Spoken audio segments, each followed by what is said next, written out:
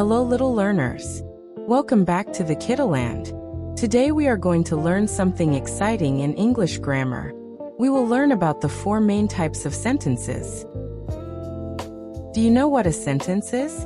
A sentence is a group of words that makes complete sense. Now let us explore the different types one by one. First we have declarative sentences. These sentences tell us something or give information.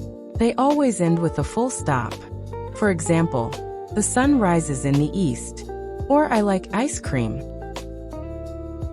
Next we have interrogative sentences. These sentences ask a question. They always end with a question mark. For example, what is your name? Or, are you ready for school? The third type is imperative sentences. These sentences give a command, make a request, or offer advice. They usually end with a full stop, but sometimes they can end with an exclamation mark if the command is strong. For example, please close the door, or stop running. And finally we have exclamatory sentences. These sentences show strong feelings like surprise, joy, or anger. They always end with an exclamation mark.